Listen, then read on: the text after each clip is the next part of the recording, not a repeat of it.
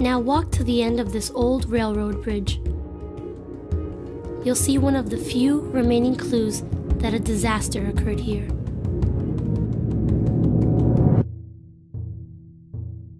Yeah, I don't believe in ghosts, but I do think that it struck me as really sort of ghoulish in a way when I first read that a mill was sort of resurrected on the self-same spot.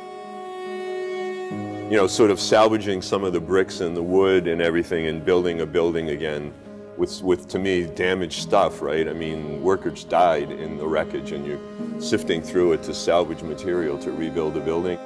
That's, in a way, a testimony to the time and the way people thought about working people. You would think that after this, building codes would change, labor laws might change, and full investigations would go on. Well, they did, but then they kind of stopped.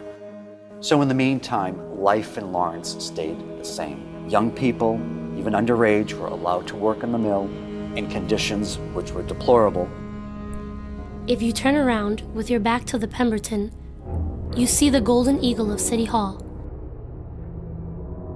It was here after the calamity that Mayor Saunders set up a temporary hospital and morgue.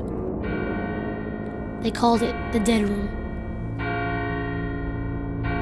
Everywhere was blood, bruises, and broken limbs. Nearly every one of the wounds blackened with the dirt and smoke. The faces of many were so disfigured that humanity demanded they should not be exposed. It was a sight not easily forgotten. Although some years later, I had some experience upon the Civil War battlefields, I never saw anything there to equal this.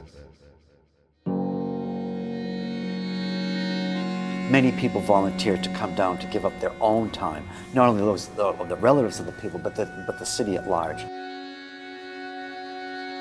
A call went out nationwide for monies to come in, which was overwhelming, which within 2 weeks they raised close to $70,000. So much money was coming in that the mayor of the city at the time said to stop. So it really, for the first time in the city's short history, brought different classes of people together, the lowest level of workers up to the overseers, to the investors, to the city officials. They all came together at this occasion to take care of these poor victims. The Pemberton collapse shook the entire city and affected more than just the people who were working there at the time. One of the last remaining boarding houses where workers from other mills were living is just down the canal. Go to the Heritage State Park and you'll hear what the people there must have endured.